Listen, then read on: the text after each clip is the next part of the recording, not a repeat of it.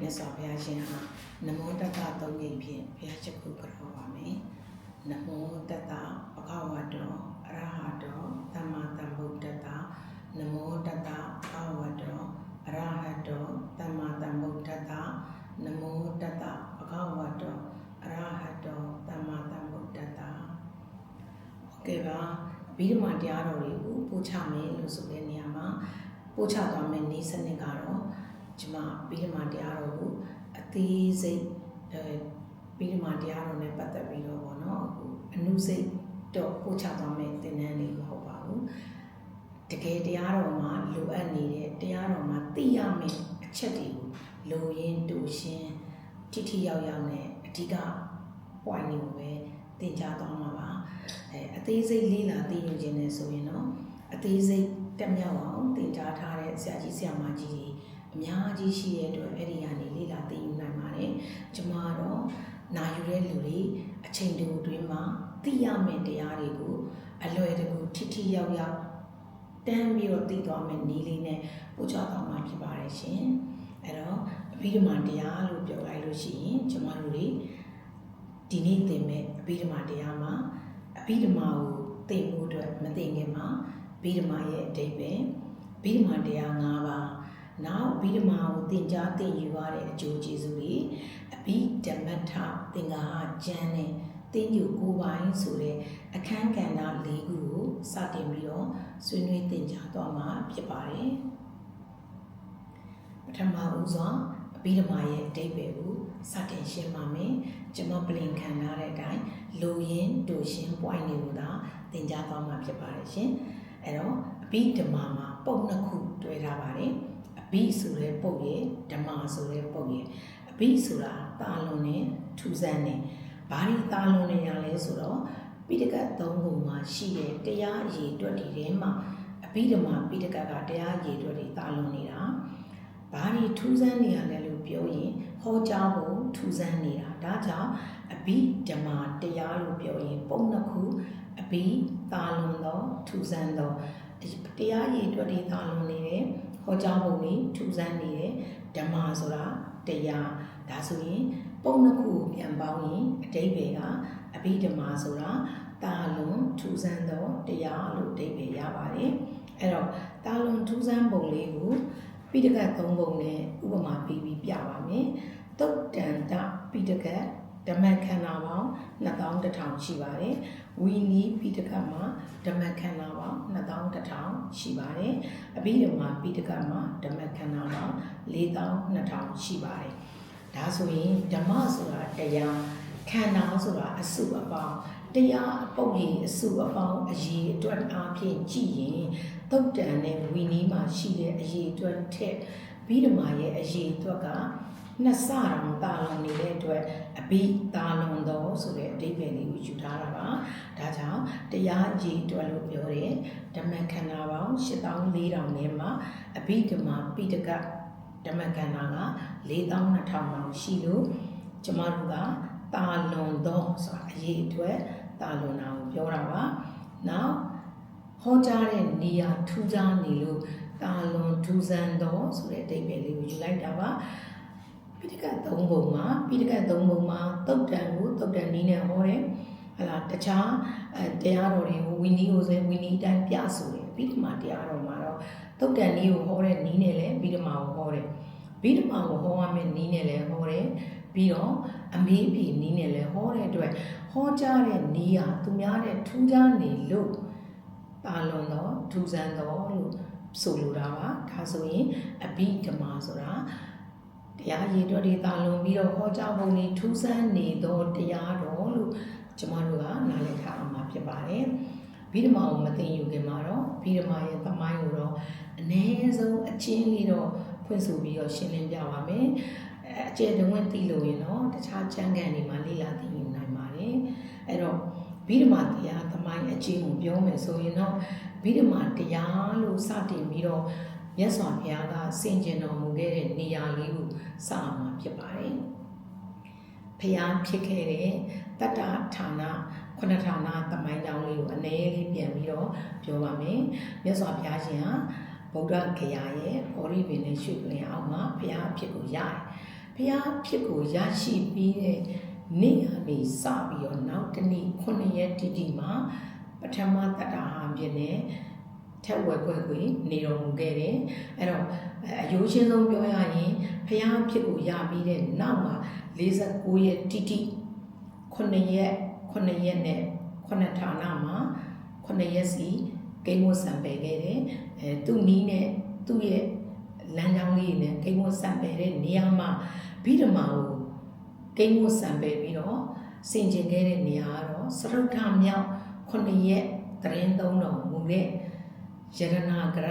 စံအိမ်လို့ခေါ်တဲ့တတ္တဟာမှာစရုဒ္ဓမြောက်တတ္တဟာမှာဗိဓမာကျမ်းတွေကိုဆင်ကျင်တော်မူတဲ့မြတ်စွာဘုရားရှင်ကဆင်ကျင်မှဗိဓမာတရားတွေပေါ်လာတာမဟုတ်ပါဘူးမြတ်စွာဘုရားရှင်လေးအားသင်ချေကဘာသိန်းလုံးကျင့်ကြံပွားများတဲ့ကသိခဲ့ပြီးတဲ့တရားတွေကအဘိဓမ္မာတရားတော်ကိုယရနာဂရစံဟိမှာ9ရက်တာကာလပတ်လုံးဆင်ကျင်တော်မူခဲ့တာပါအဲ့ဒီကနေဘိဓမ္မာတရားတော်စတယ်လို့ပြောလို့အဲ့ဒီရောက်မှဘိဓမ္မာကိုစသိတယ်လို့ဓမ္မမိတ်ဆွေများထင်မှာဆိုတဲ့အတွက်ဘိဓမ္မာတရားတော်ကသိခဲ့ပြီးသားမြတ်စွာဘုရားရှင်ကအားလုံးသိခဲ့တာကိုပြန်လည်ဆင်ခြင်တာတော့အဲ့နေရာမှာစတင်ဆင်ခြင်တယ်လို့ပြောချင်တာပါတရားမဟောသေးပါဘူးစတင်ဆင်ခြင်တယ်ဟုတ်ပြီဆင်ခြင်ပြီးသွားတာနဲ့မြတ်စွာဘုရားက49ရက်ပြည့်ပြီး9ဌာနလည်းပြည့်တဲ့အခါမှာတော့စတင်ဟောခဲ့တာတော့ဓမ္မစကြာဆိုတဲ့တရားဥကိုဟောခဲ့တာပါဒါဖြစ်ရင်အဲ့ဓမ္မစကြာတရားကဘယ်ထဲမှာပါလဲဗိဓမာတရားတော်ထဲမှာပဲပါခဲ့တာပဲတုတ်တန်ထေသနာတော်မှာတော့ပါတယ်ဗိဓမာသည်ဓမ္မစက္ကပဝဒနာတုတ်တန်ဖြစ်တဲ့ဓမ္မစကြာတရားတော်မှာဓမ္မစကြာတုတ်တော်ပါပေမဲ့ဗိဓမာတွေမှာလည်းဓမ္မစကြာတရားတော်ရဲ့နီလန်းတွေပြန်လည်ပါဝင်ခဲ့တာပါပဲဒါကတော့ဘုသူတ္တပြောပြခြင်းပဲဖြစ်ပါတယ်ဟုတ်ပါပြီအဲ့ဒီကနေပြီးတော့ကျွန်မတို့ဒီဘာဖြစ်လို့ဗိဓမာတရားတော်ကိုလူပြည်မှာသိဖယားလူသားဖယားစင်လဲဆင်ကျင်ခဲ့ပြီးတော့ဘာဖြစ်လို့တာဝရိန္ဒာမှာဟောရလဲဆိုတာလေးပေါ့နော်တာဝရိန္ဒာနတ်ပြည်မှာဖယားရှင်ဟောကြားတဲ့ဗိဓမာတရားတော်ဟောကြားတဲ့အကြောင်းရင်းကတော့ဘာကြောင့်ဟောလဲဆိုရင်ဗိဓမာတရားတော်ကတထိုင်နဲ့အစအဆုံးအကျယ်ကျယ်ပြန့်ပြန့်နာယူရင်တကယ်ကိုအကျိုးတရားရှိပြီးတော့ကျမတို့စัจ java လာတိုင်တထောင်းကနတ်ပြမာတွေတော့ကျွတ်တန်းဝင်ခဲ့တယ်တရားလူတရားမြတ်တွေရသွားခဲ့တဲ့အတွက်ဉာဏ်ရည်ဉာဏ်သွေးအားဖြင့်တော့၎င်းအချိန်နဲ့တွေ့ရင်လည်းပဲလူပြည်ရဲ့နှစ်တရာမှာမှတာဝရိန္ဒာတရက်ပဲတက်တန်းရှိသေးတဲ့အတွက်ဗိဓမာတရားတော်ကိုတထိုင်နဲ့ဟောဖို့ကလူပြည်မှာသာဟောမယ်ဆိုရင်ဘလို့မှတထိုင်နဲ့အပြီးဟောလို့မရတဲ့အတွက်တာဝရိန္ဒာနတ်ပြည်ကိုရွေးချယ်တယ်နတ်ပြည်ဒီမြည်သည်လူသားတွေနဲ့လည်းဉာဏ်ပညာထက်မြက်တဲ့အတွက်ဟောကြားတဲ့အခါမှာအကျယ်တဝင်းဟောကြားအကျယ်တဝင်းဟောကြားတဲ့အခါနားလည်တဲ့နေရာမှာပိုးပြီးတော့ထိရောက်တယ်နောက်မေတော်မိနတ်သားကိုလည်းဂျေဇုဆက်ရရောက်ဖို့အတွက်မြတ်စွာဘုရားရှင်ဟာဂျေဇုဆက်တဲ့နေရာမှာဝိထုကာမတွေနဲ့ဂျေဇုဆက်တာထက်တရားနဲ့ဂျေဇုဆက်တာဟာအကောင်းဆုံးဆိုတာကိုပြဆိုခြင်းလို့တာဝရိန္ဒာနတ်ပြည်မှာဟောတာအဲ့မှာလည်းထပ်ပြောလို့ရတယ်နတ်ပြည်6ထက်ရှိဘာလို့တာဝရိန္ဒာမှာရွေးတာလဲဆိုတော့အချက်ကလေးကိုကျွန်တော်တို့စဉ်းစားကြရှိပါတယ်တာဝရိန္ဒာနတ်ပြည်ဆိုတာကစာတုမဟာရနတ်တွေလည်းတက်ပြီးနာယူလို့ရတယ်အထက်နတ်တွေကလည်းလာပြီးနာယူလို့ရတယ်အဲ့ဒီမြင့်သွားတဲ့နတ်ပုံဆိုရင်အောက်ကနေနဲ့နတ်တွေကတကူအာနိသိဉ္ဇမတူလို့လိုက်ပြီးတော့နာယူဖို့ခက်တဲ့အတွက်မြတ်စွာဘုရားရှင်ရဲ့ပြုလိုက်တဲ့နေရာဒီအကြောင်းပဲမဟုတ်ဘူးအကြောင်းရှိလို့ဒီနေရာကိုပဲရွေးချယ်ခဲ့ပြီးတော့ဗိဓမာတရားတော်ကိုတာဝရိန္ဒာနတ်ပြည်မှာဟောကြားခြင်းဖြစ်ပါတယ်။ကောင်းပါပြီ။အဲ့တော့မြတ်စွာဘုရားရှင်တာဝရိန္ဒာနတ်ပြည်မှာဟောကြားခဲ့တယ်လို့ဆိုတဲ့နေရာမှာကျွန်တော်တို့ကအဘိဓမ္မာရဲ့ဒီသမိုင်းချင်းလေးကိုထပ်မံပြီးတော့ဖြစ်ဆွဲရမယ်ဆိုလို့ရှိရင်အဲ့ဒီမှာဟောကြားရင်းနဲ့လူပြည်မှာပါဗိဓမာတရားတော်ကနတ်ပြည်နဲ့တပြိုင်နက်ပေါ်ပေါက်လာတဲ့တရားဖြစ်ပါတယ်။မြတ်စွာဘုရားရှင်ဟာလူသားဘုရားဖြစ်တဲ့အတွက်စွန့်ဖုံးပေးရတဲ့ကိစ္စရှိတယ်။ခန္ဓာကိုယ်ကိုတန်ရှင်းရမယ်။တန်ရှင်းလုပ်ရမယ်ကိစ္စဆိုတာလူသားတို့တာဝန်ရှိတဲ့အတွက်အဲ့ဒီလူကိစ္စတွေဆောင်ရွက်ဖို့လူပြည်ကိုဆင်းလာတဲ့အချိန်မှာတာဝရိန္ဒာနတ်ပြည်မှာနေမိတရုပ်ဘွားတော်ကိုအထိတ်ထန်နဲ့ တရားတော်ရဲ့ဘယ်ပိုင်းကနေဘယ်ပိုင်းထိဟောကြားဖို့ဒိဋ္ဌံပြုပြီးတော့ဟောကြားဖို့ထားခဲ့တဲ့လူပုံလူပြည်ကိုဆင်းတဲ့အခါမှာမြောက်ကျောမှာစုံခံကြွားတယ်စုံဖုံးပေးတယ်ပြီးရင်အနောတက်ရေအိုင်မှာကိုလက်သန့်စင်တဲ့လူတွေလူနားလဲအောင်ပြောရင်ရေမိုးချိုးသန့်စင်ပြီးတော့အနားယူတော်မူတယ်အဲ့ဒီအချိန်မှာဝတ်ကြီးဝတ်ငယ်ပြုဖို့အတွက်တာဝရိန္ဒာနတ်ပြည်ကနေဆင်းပြီးအနားယူတဲ့မြတ်စွာဘုရားရှင်ကိုအရှင်သာရိပုတ္တရာကလာရောက်ပြီးတော့ပြုစုရင်းနဲ့မြတ်စွာဘုရားရှင်ကတာဝရိန္ဒာနတ်ပြည်မှာအခြေတဝင့်ဟောကြားခဲ့တဲ့ဗိဓမာတရားတော်ကိုမချင်းမချဲအရှင်သာရိပုတ္တရာကိုပြန်လည်ဟောကြားတယ်အရှင်သာရိပုတ္တရာလည်းအဲ့ဒီနေချင်းသိခဲ့တဲ့ဗိဓမာတရားတော်ကိုကျောင်းကိုပြန်ရောက်တဲ့အခါမှာမြတ်စွာဘုရားဗိဓမာတရားတော်ဟောဖို့တာဝရိန္ဒာကိုသွားမဲ့နေ့မှာကြွသွားမဲ့နေ့မှာဒါဝတိပြီးနော်ဒီတရဖြူကုန်းမှာတိတ်ထီတွေကိုဆုံးမဖို့ခြေချုပ်ဖို့အတွက်တကူပြားပြခဲ့တယ်အဲ့ဒီပွဲကိုတာဝရိန္ဒာမှာရှိတဲ့လူပိဋကအားလုံးကလာကြည့်တဲ့ထဲမှာတတိသား900ကကြည်ညိုတော်မူလွန်လို့ဒီယဟန်ဘဝကိုဝင်တဲ့အခါမှာရှင်သာရိပုတ္တရာကိုဥပ္ပဇ္ဇေပြုပြီးတော့ယဟန်900ဖြစ်လာတယ်အဲ့ဒီယဟန်900ကလည်းဘာကြောင့်900တစုတည်းတနေ့တည်းတရက်တည်းတစ်ချိန်တည်းမှာဆရာတူယဟန်နေဖြစ်ရလဲဆိုရင်တစ်ချိန်လုံးကဒီဗိဓမာတရားတော်တွေကိုလှိုင်ကူထဲမှာဘုရားရှင်နဲ့ယဟန်နာတွေရွတ်ဆိုပူဇော်နေတာကိုကြားနာပြီးတော့အဲ့ဒီတရားကိုတလိษံဖြစ်တဲ့အတွက်ဘာမှမသိပေမဲ့အတန်တော်ကိုနားဆိုင်ကြည်ညိုနေရင်းနဲ့ပဲသေလွန်သွားတဲ့အခါမှာအဲ့ဒီအာယုံကြောင့်နတ်သားတွေတော့ဖြစ်တယ်အဲ့ဒီကနေလူပြည်ရောက်လာတဲ့အခါမှာတာဝတိမှာတတိသား900အမျိုးကောင်းသားတွေဖြစ်တယ်ဘုရားရှင်ရဲ့တကူပြားပြတဲ့ပွဲကိုလာရောက်ကြည့်ရှုရင်းနဲ့ကြည်ညိုတဲ့အတွက်သာသနာဖောင်တွေကို900လုံးဝင်လာတဲ့900လုံးကအရှင်သာရိပုတ္တရာရဲ့တပည့်ဖြစ်တယ်။ဘာကြောင့်အဲ့လိုဖြစ်ရတာလဲဆိုရင်ဗိဓမာတရားတော်ကိုလူသားထဲမှာပထမဆုံးနာကြဖို့အခွင့်အရေးက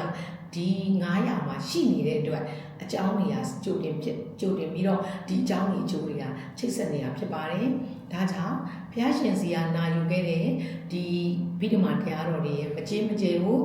ဒီယဟန်900ကိုကြတော့အချင်းနည်းနဲ့ပဲပြန်လည်ပြီးတော့ဟောကြားခဲ့ပါတယ်အဲ့လိုဟောကြားခြင်းအပြင်ကျမတို့အခုနာယူသင်ကြားနေရတဲ့ဗိဓမာဆိုတာမြတ်စွာဘုရားရှင်ကအရှင်သာရိပုတ္တရာကိုဟောကြားတယ်အရှင်သာရိပုတ္တရာကတပည့်900ကိုပြန်လည်ဟောကြားတဲ့တရားဒေသနာတော်ဖြစ်ပါတယ်ဒါကတော့သမိုင်းရဲ့အချင်းဒါဆိုကောင်းပြီကျမတို့ဒီနေ့သင်ယူနေတဲ့ဗိဓမာစာအုပ်တွေအခုကျမတို့သင်ပေးနေတဲ့တရားတော်တွေကဖျားစကားဓာတ်ရိုက်လားလို့ပြောရင်ဖျားစကားရဲ့ဓာတ်ရိုက်ပါပဲသို့တော့ဒီလိုသင်ကြားနိုင်ဖို့ပြုစုပေးခဲ့တဲ့ဗိဓမာကျမ်းကိုရေးသားပြုစုပေးခဲ့တဲ့ဆရာတော်တော့ကျေးဇူးဆက်တဲ့အနေနဲ့ဒီကြောင်းလေးကိုထည့်ပြောရမှာဖြစ်ပါတယ်ခုနလိုဒီဗိဓမာတရားတော်တွေကိုနာယူသင်ကြားပြီးတော့အစစ်ကျမတို့တန်ခါရနာတွေတင်ပြီးတော့သယ်ဆောင်လာလိုက်တာမြတ်စွာဘုရားရှင်ပြိဋိဘံဆံပြီးတော့နှစ်ပေါင်း1500လောက်မှာအရှင်အနုရုဒ္ဓဆိုတဲ့ယဟန်တပါးပေါ်ထွန်းခဲ့ပါတယ်အရှင်အနုရုဒ္ဓကတီဟိုမှာဗုဒ္ဓရဲ့စာပေတွေပါဠိစာပေတွေကိုပရိယတ္တိတွေကိုလိုက်နာကျင့်သုံးပြီးတော့သင်ယူနေတဲ့ယဟန်ဖြစ်ပြီးတော့အဲ့ဒီမှာသတင်းသုံးတွေဂိုက်မှာပဲဝေယဝဆပြုတ်ပေးနေတဲ့ကျောင်းတကာလည်းဖြစ်တဲ့ကပ္ပိယကြီးလည်းဖြစ်တဲ့နံပါဆိုတဲ့ပုဂ္ဂိုလ်ပါဒီဗိဓမာတရားတော်တွေဟာတန်ဃာတော်ရှင်သူမြတ်တွေပဲနားလဲတာလားတန်ဃာတော်တွေပဲသင်လို့ရလားတပည့်တော်တို့လိုလူပုဂ္ဂိုလ်တွေရောသင်ကြားရင်သင်ယူရင်ရနိုင်သလားဒါကြောင့်မို့လို့သင်ယူလို့ရမယ်ကျမ်းတစ်စောင်ပြုစုပေးပါလို့မေတ္တာရက်ခံပြီးတော့တောင်းဆိုလိုက်တဲ့အတွက်အရှင်အနုရုဒ္ဓကိုရောမြတ်ကြီးဟာအဘိဓမ္မထသင်္ဃဟလို့ခေါ်တဲ့အဘိဓမ္မာကျမ်းကိုပြုစုရေးသားခဲ့ပါတယ်အဲ့တော့အဘိဓမ္မထသင်္ဃဟလို့ပြောရင်ပုတ်သုံးခုတွဲထားပါတယ်အဘိရဲ့အထရဲ့သင်္ဃဟပေါ့နော်သုံးခုကိုတွဲထားသင်္ဃဟဆိုတာအချင်းချုပ်တာကျေဝန်းကျေပြန့်နဲ့ဆိုင်လုံးနဲ့တိမ်မွေ့နည်းနည်းခက်ခဲကျေပြန့်လုံးနဲ့ဗိဓမာတွေကိုအချင်းချုပ်ပြီးတော့ပြုစုခဲ့တဲ့ကျမ်းမို့လို့အဘိဓမ္မထသင်္ဃဟလို့သင်္ကြန်ဆိုပြီးတော့ကျွန်တော်တို့လွယ်တကူခေါ်နေတဲ့ကျမ်း အဲ့ဒီကျမ်းဒီပါဠိတသက်နဲ့ပြုစုခဲ့တဲ့ကျမ်းအဲ့ဒီကျမ်းကိုပဲဒီကနေ့စဋ္ဌသံဃာယနာတင်တဲ့နေ့ကနေဒီနေ့ထက်ထိဗိဓမာတရားတော်တွေပြန်ပွားလာအောင်ပြီးတော့ဒီဗိဓမာတွေကိုသင်ယူနားလည်ပြီးတော့လူပုဂ္ဂိုလ်တွေလည်းဗိဓမာတွေတက်မြောက်ပြီးတော့မကောင်းမှုတွေရှောင်နိုင်အောင်ကောင်းမှုတွေဆောင်နိုင်အောင်ကောင်းသောအခြင်းတွေကိုပွားများအားထုတ်နိုင်ပါစေခြင်းအကျိုးငါညောင်မြင်ကြီးကြတဲ့ရှေးဆရာတော်တွေနောက်လူပုဂ္ဂိုလ်ပါဠိကျွမ်းကျင်သောအထကထာဆရာကြီးတွေကသင်္ကြန်ကိုယ်ပိုင်ဖြစ်တဲ့ဇီတိပြုစုရေးသားခဲ့တဲ့အတွက်ဗိဓမာစာအုပ်ကျမ်းတွေအများကြီးမြန်မာပြန်နေပေါ်ပေါက်ခဲ့ပြီးတော့ကိုယ်နဲ့အဆက်တဲ့ဗိဓမာစာအုပ်တွေနဲ့ကျမတို့ဒီနေ့ဗိဓမာဆိုပြီးတော့သင်ယူနေကြတာဖြစ်ပါတယ်ဒီတော့ဗိဓမာဒိဗေဗိဓမာကျမ်းလေးဖြစ်ပေါ်လာပုံနဲ့အဗိဓမာကျမ်းကိုပြုစုခဲ့တဲ့ဒီရှင်းပြီးပြီဖြစ်တဲ့အတွက်အခုကျမကဗိဓမာမှာသင်္ကြန်ကိုယ်ပိုင်ထိလူတွေတက်မြောက်နားလည်ဖို့ခွဲခြားထားတာလေးကိုသင်ပေးမှာဖြစ်ပါတယ်အဲ့တော့အဗိဓမာကိုသင်္ကြန်ကိုယ်ပိုင်ကိုမသိယူခင်ဗိဓမာတရား၅ပါးကိုဥစွာသိထားဖို့လိုအပ်ပါတယ်ညေယဓမ္မတရား၅ပါးလို့လည်းခေါ်တယ်လွယ်ကူကူနားလည်အောင်လူရင်းပြောရရင်တတ္တဝါတွေထဲမှာဉာဏ်အကြီးဆုံးကတော့လက်တလုံးကျမတို့လူပုံအနေနဲ့ပြောရင်တော့လူသားပေါ့ဒါကြောင့်လူသားတွေမသိမဖြစ်သိကိုသိရမယ်ဖြစ်နိုင်ရင်တော့တတ္တဝါတိုင်းသိသိတိုက်တဲ့တရားဖြစ်တဲ့ညေယဓမ္မတရားသို့မဟုတ်ဗိဓမ္မထတရားရဲ့လို့၅ပါးရှိပါတယ်အဲ့ဒီဗိဓမ္မထတရား၅ပါးကတော့စိတ်ရဲ့ကျမတို့စေတသိက်ရဲ့ရုပ်ရဲ့နိဗ္ဗာန်ရဲ့ပညတ်ရဲ့ဆိုပြီးတော့ပညတ်လို့မထွက်ပါဘူးကျမတို့ပညတ်ဓမ္မမို့ရင်ပညတ်ဒီလိုထွက်ပါတယ်၅ခုရှိပါတယ်အဘိဓမ္မာတရား၅ပါးသဘောတဘာဝအဖြစ်လုံးဝဓမ္မဒိဋ္ဌံချပြောရရင်သိကိုသိရမယ်တရှိတတ္တဝါတွေနားလည်တဲ့သိတဲ့တရားအဲ့တော့အဟိတရိစ္ဆန်တွေရောသိရမှာလားလို့တော့ဒါတော့လိုက်ပြောလို့မရဘူးသူတို့ကအပေပုံသားတွေသူဂတိပုံသားမှန်သမျှဗိဓမာတရား၅ပါးသိကိုသိရမယ်တရားအဲ့သိရမယ်တရားတွေမှာကျမတို့ခန္ဓာမှာရှိနေတာကစိတ်ဆိုတဲ့ဗိဓမာတရားစေစသိဆိုတဲ့ဗိဓမာတရားရုပ်ဆိုတဲ့ဗိဓမာတရားရှိနိဗ္ဗာန်ဆိုတဲ့ဗိဓမာတရားကတော့ကျမတို့နိဗ္ဗာန်ရအောင်မပွားများနိုင်သေးတဲ့အတွက်မရှိဘူးသို့တော့ဗိဓမာတရား၅ပါးထဲမှာစိတ်စေတသိက်ရုပ်နိဗ္ဗာန်ပညတ်ဆိုပြီးတော့၅ခုရှိပညတ်တရားနဲ့ပရမတ္ထတရားကိုဒီမှာစောင့်ခွဲလို့ရပြီဗိဓမာတရား၅ပါးထဲမှာစိတ်ရဲ့စေတသိက်ရဲ့ရုပ်ရဲ့နိဗ္ဗာန်ရဲ့၄ခုကိုတော့ပရမတ္ထတရား၄ပါးလို့ခေါ်ပြီးတော့ပညတ်တရားကိုတော့ပညတ်တရားတစ်ပါးလို့ခေါ်တယ်ဒါဆိုရင်ဗိဓမာတရား၅ပါးမှာပရမတ္ထတရားအဖြစ်၄ပါးပညတ်တရားအဖြစ်တစ်ပါး၅ပါးရှိတယ်အဲ့တော့ဗိဓမာစာမေးပွဲဖြည့်မယ်ဆိုရင်တော့ဗိဓမာတရား၅ပါးကိုဖြည့်ပါဆိုရင်တော့စိတ်စေတသိက်ယုတ်နိဗ္ဗာန်ပညတ်လို့ဖြည့်ပြီးတော့ပရမတ္ထတရား၄ပါးလို့ဖြည့်ရင်တော့စိတ်စေတသိက်ယုတ်နိဗ္ဗာန်အထိပဲဖြည့်ရပါမယ်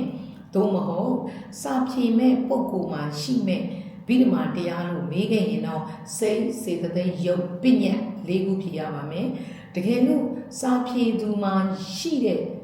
ပရမတ္ထတရားလို့ပြောရင်၃ပါးစိတ်စေတသိက်ရုပ်စာဖြည့်သူမှာရှိမဲ့ဗိဓမာတရားလို့ပြောရင်၄ပါးအဲ့နှစ်ခုရောမှာဆိုလို့ကို့မှာနာမည်ခေါ်ခံထားရင်ပညာရှိဒါကြောင့်ဗိဓမာတရားစာဖြည့်သူမှာရှိမဲ့ဗိဓမာတရားဆို၄ပါးစာဖြည့်သူမှာရှိမဲ့ပရမတ္ထတရားဆို၃ပါးဒီလိုလေးခွဲခြားနားလည်ရမှာဖြစ်ပါတယ်ကောင်းပါပြီဒါဆိုရင်ပရမတ္ထတရားဆိုတာဘာလဲတဲ့ပရမတ္ထတရားဆိုတာ၃ချက်နဲ့တိုင်းပါတယ်မဖောက်မပြန်တဲ့တရားအမှန်တကယ်ရှိနေတဲ့တရားနောက်မြတ်တဲ့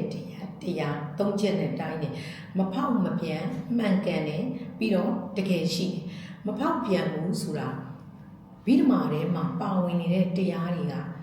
ရိုးရှင်းတယ်မှန်ကန်တယ်ဘလို့ပုံစံမျိုးပြောမလဲဥပမာဆိုပါစို့ဗိဓမာတရားထဲမှာစိတ်ဆိုတာအာယုံကိုသိတဲ့သဘောအာယုံကိုသိတဲ့စိတ်ဒီအာယုံကိုသိတဲ့အလုပ်ကနေဘယ်တော့မှဖောက်ပြန်ပြီးတော့တခြားအလုပ်မလုပ်ဘူးတစ်လုံးကဘာတည်တဲ့၍သာသနာတည်တဲ့၍အမြဲတမ်းရှိနေဦးမယ်တရား နော်အမြဲတမ်းရှိနေမယ်အရှိတရားတချို့တရားတွေကအမှန်တကယ်မရှိဘူးရိပ်ရောင်တွေကိုအမှန်တကယ်ရှိတယ်ထင်ပြီးတော့ပြောနေကြလို့အမှန်တကယ်မရှိဘူးဗိဓမာတရားတွေမှာပါဝင်နေတဲ့တရားအလုံးကအမှန်တကယ်ရှိတဲ့တရားအဲ့ဒီအဘိဓမ္မာတရားကြီးအကုန်လုံးကမဖောက်မပြန်မှန်ကန်နေတဲ့တရားမဖောက်ပြန်တဲ့တရားကိုပြောမယ်ဥမာဒါဆိုရင်ပရမတ္ထကမဖောက်ပြန်ဘူးပိညာကဖောက်ပြန်နေဆိုနှစ်ခုတွဲပြောမယ်ကျမတို့မြင်နေရတဲ့ဒီကနေ့ရေးနေတဲ့ဒီခဲတံလေးပေါ့ဒီခဲတံလေးကိုကျမတို့ကရေးလို့ရနေတဲ့အဆင့်မှာခဲတံလို့ခေါ်တယ်အဲ့ဒါပိညာတရားအဲ့ခဲတံလေးကိုမီးရှို့လိုက်ရင်ခဲတံလို့ခေါ်တော့ပြာလို့ခေါ်တယ်ဒါပိညာတော့ပြောင်းသွားပြီဖောက်ပြန်သွားတယ်ဒါပေမဲ့ခဲတံလေးဘဝတုန်းကလည်းပထဝီတေဇောအာဘောဝါယောဓာတ်ကြီး၄ပါးနဲ့ပေါင်းပြီးတော့အဝိနိဘောဝါယော၈ပါးပေါင်းစပ်ထားတာပြာဘဝမှာလည်းမဖောက်ပြန်ဘူးပထဝီတေဇောအာဘောဝါယောဆိုတဲ့ဓာတ်သဘာဝတွေအကုန်ပေါင်းစပ်ထားတာပဲအဲ့ဒီလိုမျိုးပါဝင်တဲ့ဗိဓမာတရားရုပ်တရားပြောင်းလဲသွားခြင်းပုံသဏ္ဍာန်ပြောင်းလို့လည်းမပြောင်းလဲဘူးနာမည်ပြောင်းလို့လည်းမပြောင်းလဲလို့မဖောက်ပြန်တော့တရားလို့ပြောတာဒီဘောပင်လို့ခဲတံလို့ခေါ်ထားတဲ့ဒီပစ္စည်းလေးကအခုဒီတိုင်းရှိနေတာချိုးချေလိုက်ရင်လည်းပုံသဏ္ဍာန်ပြောင်းနေပုံသဏ္ဍာန်ပြောင်းပေမဲ့သူ့မှာပါဝင်နေတဲ့ဓာတ်တရားမပြောင်းဘူးဒါကိုပြောချင်ဒါကြောင့်မဖောက်ပြန်ဘူးတကယ်မြတ်သောတရားဖြစ်တယ်ဘာလို့မြတ်လဲမှန်ကန်နေလို့တကယ်ရှိလို့မြတ်တာအမှန်တကယ်မရှိတဲ့တရားတွေကမမြတ်ဘူးဒါကြောင့်ပရမတ္ထတရားဆိုဒီမှာမဖောက်မပြန်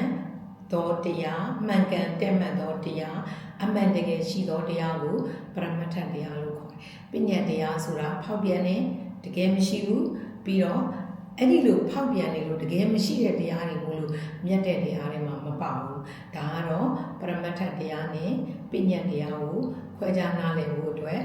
နားလည်အောင်ပြောဆိုခြင်းပဲဖြစ်ပါတယ်ဆက်လက်ပြီးတော့ပို့ချခြင်းနာကတော့ဓမ္မမိတ်ဆွေတို့ဗိဓမာကိုဘာကြောင့်သင်သင့်လဲဗိဓမာသင်ယူရမယ်သင်ကြားရတဲ့သင်ကြားပေးတဲ့ပုဂ္ဂိုလ်ဘက်ကတော့နာယူသူဘက်ကတော့အကျိုးတရားတွေရှိလို့သင်ပေးတာအကျိုးတရားတွေရှိလို့နာယူသင့်တာလို့တိုက်တွန်းချင်ပါတယ်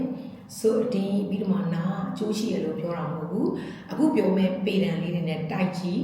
တကယ်မှန်ကန်ခဲ့တယ်ဆိုရင်တရားတော်ကိုတရားပို့ရွေးထည့်ပြီးတော့နာယူမှတ်သားမှာကျွန်တော်တို့ဗုဒ္ဓဘာသာဝင်တွေရဲ့အလုပ်ပါပဲအဲ့တော့ကံကိုပြုပြင်တတ်သွားတယ်ဗိဓမာကိုသိရင်ပထမဆုံးချက်ဗိဓမာသိယူရတဲ့အကျိုးတွေကတော့အနန္တအများကြီးရှိအဲ့ထဲမှာကျွန်မကအလွယ်ကူဆုံးနဲ့အနည်းဆက်ဆုံးကိုယ်ပတ်ဝန်းကျင်မှာရှိတာလေးကိုကျွန်မကဥပမာပေးရရင်ကံကိုပြုပြင်တတ်သွားတယ်ကံကိုပြင်တတ်တယ်ဆိုတော့ဘယ်လိုပြင်တာလဲဆိုတော့ကံဆိုးနေကံကောင်းအောင်လုပ်တတ်တာပြီးတော့မှသင်ပြီးသွားရင်လုပ်တတ်သွားတယ်ပြီးရင်ဆိုးကံတွေနဲ့ကြုံလာလို့ရှိရင်ကောင်းကံနဲ့ခုကံကာကွယ်တတ်တယ်ဥပမာကျမတို့ဒီတကယ်ကိုပဲပေါ့နော်ဗုဒ္ဓရဲ့သမိုင်းကြောင်းကိုပြန်ကြည့်ရင်လေလုံးဝအပင်ငယ်ကြာဖို့တော့ထိကံဆိုးနေတယ်ကံဆိုတာအလုပ်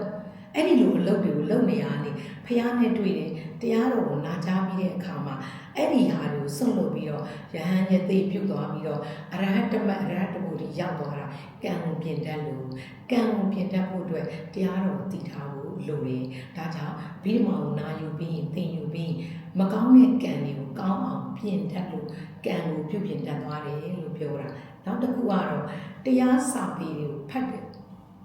နေရာမှာဖတ်ရင်အရသာအယံပေါ်လာတယ်စာတရားစာတွေကိုအရသာပေါ်အောင်ဖတ်တတ်လာတယ်တရားနဲ့ကင်းတဲ့စာပေဆိုတာလည်းရှားပါတယ်ရိုးရိုးပြုစုထားတဲ့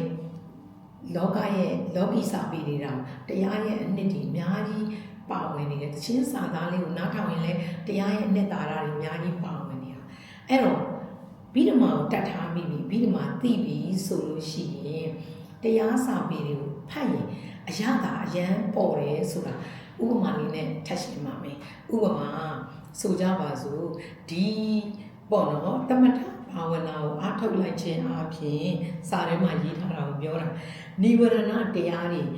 ယောပါဝါတွေနိဝရဏတရားတွေကိုပျောက်ကင်းနိုင်တယ်လို့ပြောရင်ကျမတို့ကဗိဓမာကိုသင်ယူထားတဲ့အတွက်နိဝရဏတရားဆိုတာဘာကိုခေါ်တာလဲနိဝရဏဆိုတာဇံမဲ့ဖို့မရအောင်တားမြစ်တဲ့တရားတွေကိုနိဝရဏတရားလို့ခေါ်တယ် အဲ့တော့သမထဘာဝနာကိုအားထုတ်လိုက်ရင်နိဝရဏတရားတွေကိုပါသွားတယ်ငြိမ်းသွားအောင်လုပ်နိုင်တယ်လို့တရားစာပေလေးမှာရေးတဲ့အခါကိုကဗိဓမာကိုနာယူထားတဲ့အတွက်နိဝရဏတရားဆိုတာကိုလည်းသိနေတယ်နိဝရဏတရားကဘာတွေလဲအဲ့ဒါတွေကိုငြိမ်းတာဘာတွေလဲလို့သိတဲ့အတွက်အရသာအရန်ရှိတယ်အဲ့ဒါကိုမသိထားရင်ဗိဓမာမသိယူထားရင်ဖတ်ရင်တော့ရတော့သမထဘာဝနာအားထုတ်ရင်နိဝရဏတရားတွေငြိမ်းနေတယ်ဒီလောက်တော့သိမယ်အပို့ပြီးတော့သိဖို့အတွက်ကဗိဓမာသင်ထားရင်အရသာရှိတယ်ဆိုတဲ့အနှစ်သာရလေးကိုသိရမှာဖြစ်တယ်အဲ့တော့နောက်ဗိဓမာကိုနာယူလိုက်ပြီးလို့ကျမတို့တွေစိတ်ကလေးငြိမ်းချမ်းလာတာနဲ့အမျှသူတော်ကောင်းဥစ္စာ9ပါးဗိဓမာကိုနာလို့ရှိရင်ဥစ္စာစီးပွားတိုးတယ်ဆိုတာသူတော်ကောင်းဥစ္စာ9ပါးတိုးလာတတ္တာတရားတွေကောင်းလာတယ်သီလတွေစောင့်တည်တတ်လာတယ်ဟိတွေဥဒ္ဒပတွေဟလာပညာတွေဘုဒ္ဓတာတွေတတ္တာသီလသုဒ္ဓတရားနဲ့ပတ်သက်တဲ့ဘုဒ္ဓတာတွေသီလတွေစာကပေးကမ်းစွန့်ကြဲတဲ့နေရာမှာအကျိုးရှိအောင်ဘယ်လိုလှူရမလဲဘယ်လိုကာလဒါနတွေပြုရမလဲဆိုတာစာကတွေလောက်တက်လာတယ်သုဒ္ဓစာကပညာလို့ပြောလိုက်ရင်အတန်းပညာတွေကိုပြောတာမဟုတ်ဘူးတရားနဲ့ပတ်သက်တဲ့အသိဉာဏ်ပညာတွေတိုးလာတယ်ပြီးတော့သမထပညာဝိပဿနာပညာတွေလောက်တက်လာတယ်ပြီးတော့ဒါနဘယ်လိုလုပ်ရမလဲဆိုတာပညာထဲမှာတိုးလာသီလဘယ်လိုစောင့်တည်ရင်အဓိသီလဖြစ်လဲဘယ်လိုမျိုးအားထုတ်ရင်အဓိသမာဓိလို့ခေါ်တဲ့စိတ်ကိုတည်ငြိမ်အောင်ရလဲဆိုတဲ့ပညာတွေတိုးလာတာအဲ့ဒါကိုကျမတို့ကသူတော်ကောင်းဥစ္စာတွေတိုးလာတယ်လို့ပြောတာဟိရိဝတ္ထပမကောင်းမှုတွေကိုလုံးဝမရှက်မကောင်းမှုလုံးဝမကြောက်အဲ့ဒါကြောင့်သူတော်ကောင်းဥစ္စာ9ပါးရတာဒီဗိဓမာကိုသင်ယူတဲ့လူတွေကသူတော်ကောင်းဥစ္စာ9ပါးပိုင်ဆိုင်လာတာလေဟောနောက်တစ်ခုကတော့ကုသိုလ်တရားကိုအကျိုးရှိရှိပြုလုပ်တတ်အရင်ကကိုလုပ်ချင်တဲ့ကုသိုလ်လုပ်တယ်နောက်ဗိဓမာသင်ပြီးတဲ့အခါမှာအလူကံပုဂ္ဂိုလ်ရဲ့အကျိုးကိုရှေ့ရှုပြီးတော့လုပ်တတ်လာအဲ့ဒါကိုကုသိုလ်လုပ်တတ်လာတယ်ပေါ့နော်ပြောတာပါသိလာတဲ့အတိုင်းကျင့်လို့ရှိရင်သူဂတိဘုံကိုရောက်တယ်ဗိဓမာသင်လာတဲ့ပုဂ္ဂိုလ်ဘယ်တရားကိုပဲဖြစ်ဖြစ်သင်ပြီးတော့မကျင့်ရင်တော့ဘာမှလုပ်လို့မရပါဘူး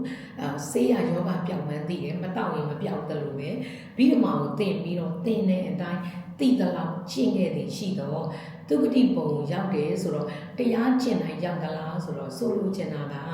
ဗိဓမာကိုသင်ယူတဲ့အတွက်ဗိဓမာတွေထုံမှုန်းပြီးတော့ကိုယ့်ရဲ့နှလုံးသားထဲမှာဓမ္မဇေဒီဖြစ်နေဇေဒီလေးတရားဓမ္မတွေကိန်းလာတဲ့အခါမှာကိုဒီနောက်ဆုံးသုတိစိတ်ကြခံနေမှာဘယ်မိတ်ဆွေမှအားကိုးစရာမလိုပဲနဲ့ဒီဓမ္မဒီအတိဒီတရားကိုစင်ကျင်လိုက်ယုံနဲ့အဲ့ဒီတရားအတိဟာတရားဝတ္ထုဆိုတာတစ်ချိန်မှာတစ်စိတ်ပဲမိလို့ရတယ်အဲ့တော့ကိုယ်စိတ်ကလေးကကုသိုလ်စိတ်ကလေးမှီနေတဲ့အချိန်မှာအကုသိုလ်စိတ်ကလာမှီဖို့အကြောင်းမရှိဘူးကုသိုလ်စိတ်ကလေးဟာတရားဝတ္ထုကိုမှီနေခြင်းတစ်ချိန်မှာတစ်စိတ်ပဲဖြစ်တဲ့အတွက်ကုသိုလ်စိတ်နေရာယူတိုင်းအကုသိုလ်ဝင်လာလို့မရ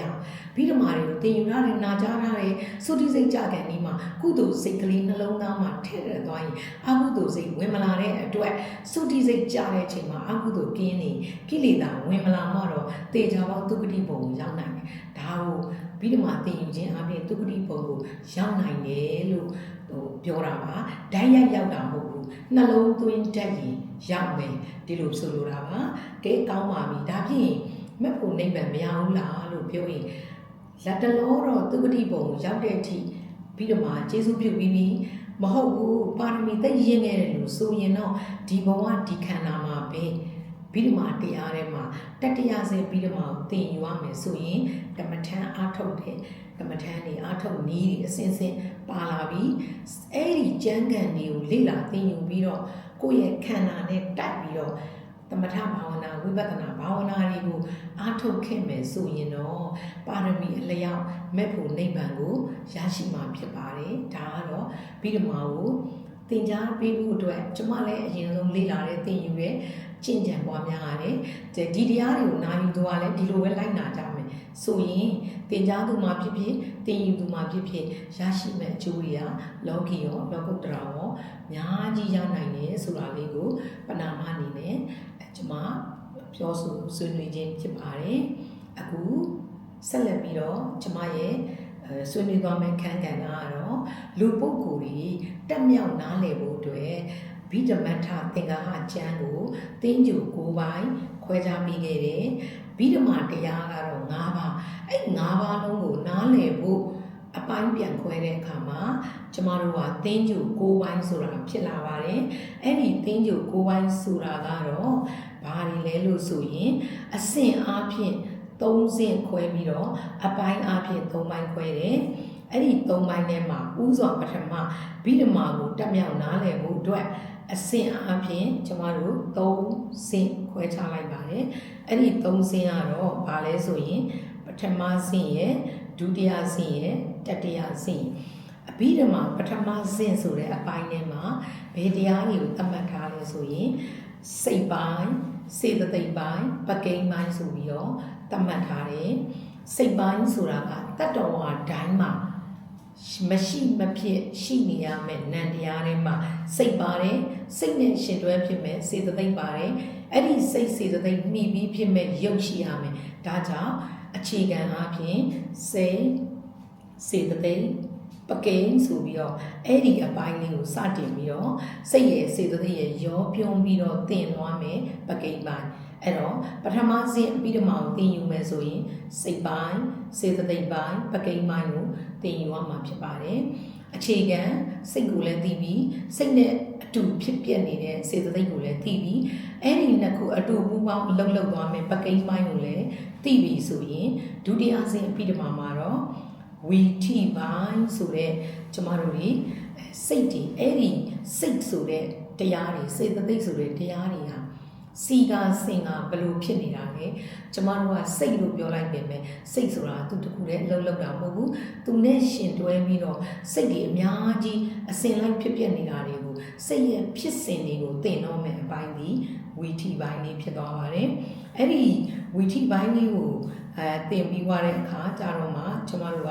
ဘယ်ပိုင်းလေးကိုပြန်ပြီးတော့သွားမလဲဆိုရင်ဝီထိပိုင်းကလွတ်သွားတဲ့အတွက်ဝီထိမုတ်ပိုင်းလို့လည်းခေါ်မယ်တနည်းအားဖြင့်တတ္တဝါတွေရဲ့ဖြစ်မှုတည်မှုအဲ့စိတ်တွေစေတသိက်တွေပိုင်ဆိုင်ထားတဲ့တတ္တဝါတွေမိတင်းနေထိုင်နေတဲ့ကိုလုံနေတဲ့ကံလျောက်ရရှိထားတဲ့ဘုံဌာနတွေကိုသင်တော့မယ်ဘုံပိုင်းဆိုတာလေးကိုသင်ယူမှာဖြစ်ပါတယ်အဲ့တော့စိတ်တွေရဲ့စီကာစင်ကာဖြစ်ပုံပြပုံတွေကိုလည်းသိပြီးတတ္တဝါတွေရဲ့ဖြစ်ရာတရားဘုံဌာနတွေကိုလည်းသိပြီးဆိုရင်အဲ့ဒီမှာနံတရားနဲ့ပတ်သက်လို့သိရှိပြီးဖြစ်တဲ့အတွက်ရုပ်တရားပိုင်းဖြစ်တဲ့ကျမတို့ရဲ့ခန္ဓာလို့ခေါ်တဲ့ဟောဒီခန္ဓာမှာရှိနေတဲ့ရုပ်တွေပြီးတော့32ပုံမှာရှိနေတဲ့ပုံအလိုက်ဖြစ်ပုံနေတဲ့ရရှိထားတဲ့ကံကြောင့်ဖြစ်နေတဲ့ရုပ်တွေစိတ်ကြောင့်ဖြစ်နေတဲ့ရုပ်တွေဥဒုကြောင့်ဖြစ်နေတဲ့ရုပ်တွေအာဟာရကြောင့်ဖြစ်နေတဲ့ရုပ်တွေအဲ့ဒီရုပ်တွေရဲ့ဖြစ်မှုတွေပြတ်မှုတွေအဲ့ဒီရုပ်တရားတွေကနာမ်တွေကိုဘယ်လိုကျေစုပြုနေတဲ့နာမ်တွေကရုပ်တွေကိုဘလို့ကျေးဇူးပြုနေတယ်ဆိုတဲ့ရုပ်ပိုင်းလေးကိုသင်ရပါမယ်။ရုပ်ပိုင်းလေးကိုတက်မြောက်နားလည်သွားရင်တော့ကျမတို့ရဲ့အဓိကပန်းနိုင်ရနိဗ္ဗာန်ဖြစ်တဲ့အတွက်အဲ့ဒီနိဗ္ဗာန်အကြောင်းလေးကိုသင်ရမယ်။နံတရားဆိုတဲ့စိတ်စေတသိက်တွေလည်းသိလာပြီးရုပ်တွေကိုလည်းသိလာပြီးဖြစ်တဲ့အတွက်ရုပ်နဲ့နံနဲ့အာထုတ်တအောင်အခြေခံသိပြီးတဲ့အတွက်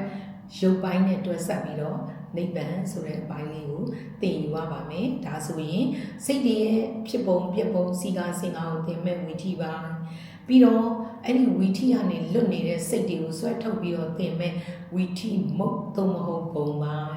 အဲ့ဒါပြီးသွားရင်ရုပ်တွေအကြောင်းအဲ့ဒီ၃ပိုင်းကိုသင်သွားမှာကဒုတိယဆင့်အဲ့ဒီဒုတိယဆင့်ပြီးရင်တော့အပြီးတမှာတတိယဆင့်ဆိုတာမှာတော့ကုသိုလ်ရဲ့တရားတွေကဘာတွေအကုသိုလ်တရားတွေကဘာသည်ကုသိုလ်အကုသိုလ်ကတော့ဘလို့တရားတွေပြီးတော့နိဗ္ဗာန်ရောက်ကြောင်းအထောက်အမဲ့တရားတွေကတော့ဘလို့တရားတွေဆိုတဲ့အတရားတွေကိုပြမယ်ကုသိုလ်လမ်းကြောင်းအကုသိုလ်လမ်းကြောင်းနိဗ္ဗာန်သွားမဲ့လမ်းကြောင်းတွေကိုပြဆိုသင်ကြားသွားတော့မယ်သမုတ်စည်းပိုင်းဆိုတဲ့တကယ်တဘာဝဓမ္မတွေတရားတော်ရဲ့တဘာဝလက္ခဏာတွေကိုရှင်းရှင်းလင်းလင်းပြောတော့မယ်တရားကိုယ်တွေနဲ့တကွသင်ကြားတော့မယ်အပိုင်းကတော့သမုတ်စည်းပိုင်းဆိုတဲ့အပိုင်းလေးဖြစ်ပါတယ်သမုတ်စည်းပိုင်းလေးကိုနားလည်လာပြီးဆိုရင်တော့ကျမတို့ဒီကနေ့နော်ပဋ္ဌာန်းတရားတော်တွေပရိစ္ဆသမုပ္ပါဒ်တွေကိုသင်ကြားပေးမယ်ပစ္စည်းပိုင်းဆိုတာလေးကိုဆက်လက်သင်ကြားနိုင်ယူရမှာဖြစ်ပါတယ်နောက်ဆုံးစိတ်တွေကိုလည်းပထမဆင့်မှာစိတ်စေတသိက်တွေသိလာပြီးဒုတိယဆင့်မှာလည်းစိတ်တွေရဲ့ဖြစ်စဉ်တွေဘုံတွေရုပ်တွေအကြောင်းနိဗ္ဗာန်အကြောင်းကိုသိလာပြီးတတိယဆင့်မှာလည်းပဋ္ဌာန်းတွေပရိစ္ဆသမုပ္ပါဒ်တွေကုသိုလ်တရားအကုသိုလ်တရားတွေသိပြီးပြီဖြစ်တဲ့အတွက် ပြေဝမှတ်ကိုရောက်တော့မှမို့လို့နောက်ဆုံးတော့အားထုတ်ရမယ်ကျင့်စဉ်ဖြစ်တဲ့ကမ္မထမ်းပိုင်းကိုသင်ကြားသွားမှာဖြစ်ပါတယ်ကမ္မထမ်းပိုင်းမှာတော့သမထဘာဝနာကမ္မထမ်းနဲ့ဝိပဿနာဘာဝနာကမ္မထမ်းများကိုသင်ကြားသွားမှာဖြစ်ပါတယ်အဲ့ဒီသမုတ်စည်းရဲ့ပစ္စည်းရဲ့ကမ္မထမ်းရဲ့ကိုတော့ပြီးတော့မှတတိယဆင့်ဖြစ်နေသတ်မှတ်ထားပါတယ်ဒါကြောင့်ပြီးတော့မှကိုသင်ယူတော့မယ်ဓမ္မမိတ်ဆွေတွေအနေနဲ့ပြီးတော့မှတရားတော်နဲ့ပတ်သက်ပြီးတော့ပြီးတော့မှဆိုတာပါလေပြီးတော့မှရဲ့သမိုင်းချင်းလေးကဘယ်လိုဖြစ်လာတာလဲအဘိဓမ္မထသင်္ဃာဟကျမ်းဆိုတာဘယ်လိုပေါ်ပေါက်လာလဲအဲ့ဒီဘိဓမ္မထသင်္ဃာဟကျမ်းကိုမှီပြီးတော့ဒီနေ့ကျမတို့သင်ယူနာကြားနေတဲ့မြန်မာလူရေးတဲ့စာအုပ်တွေပြုစုပြီးတော့သင်ယူကိုယ်ပိုင်ဘယ်လိုသတ်မှတ်လိုက်လဲဆိုတာလေးတွေကိုနာယူသင်ကြားပြီးတော့ပြီးတော့မှကိုသင်ယူဖို့အတွက်တရားတရားလေးတွေပို့ပြီးတော့ထပ်တန်လာပါစေလို့ဆန္ဒပြုရင်းနဲ့ယခုပိုင်းလေးကိုတော့ဒီနေရာမှာပဲဆုံးသက်ပါတယ်ရှင်